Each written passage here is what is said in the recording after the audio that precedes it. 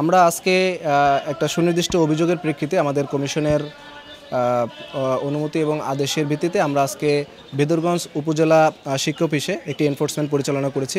আমাদের অভিযোগটা ছিল এখানের উপজেলা যে শিক্ষা অফিসার আছেন উনি বিভিন্ন বদলি বাণিজ্যেতে পার্সেন্টেজ নিয়ে থাকেন এবং এখানে বিভিন্ন যে সরকারি বরাদ্দগুলো হয় বিভিন্ন স্কুলগুলোয় এই স্কুলগুলোর বরাদ্দের একটা পার্সেন্টেজ উনি এখানে শিক্ষকদেরকে অনেকটা জিম্মি করে বললেই হয় যে রেখে বাকি টাকা দিয়ে কাজ করান।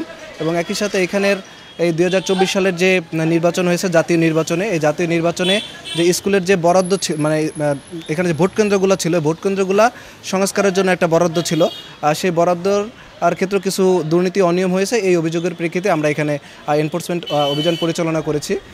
আমরা এখানে অভিযান পরিচালনা করার সময় এই 2023-24 অর্থ বছরের যে বরাদ্দগুলো ছিল সেই বরাদ্দগুলোর সংশ্লিষ্ট রেকর্ডপত্রগুলো তাৎক্ষণিকভাবে পর্যালোচনা করেছি।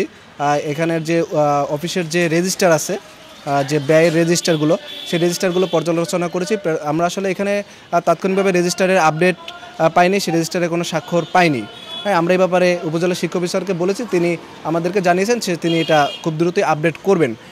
একই সাথে আমরা এখানে যে বিভিন্ন স্কুলগুলোয় যে বরাদ্দগুলো হয় এই রেকর্ডপত্রগুলো আমরা কিছু রিকুইজিশন ওনাকে দিয়ে গেছি, কারণ তাৎক্ষণিকভাবে উনি সবগুলো ফটোকপি আমাদেরকে দিতে পারেনি। এটা আমাদেরকে খুব শীঘ্রই দিবে এবং এগুলো আমরা পর্যালোচনা করব। আমরা আসলে রেকর্ডপত্র পর্যালোচনা করে যে স্কুলগুলো বরাদ্দ আছে সেই স্কুলগুলো আমরা এখন ভিজিট করব, সরেজমিনে ভিজিট করব।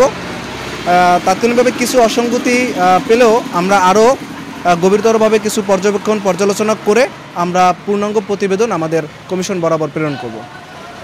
এখানে আসলে আনুমানিক প্রায় আমাদের যে বরাদ্দ ছিল সেটা প্রায় 15 থেকে 20 লাখ টাকার মতো, 2-3টা বরাদ্দের ক্ষেত্রে।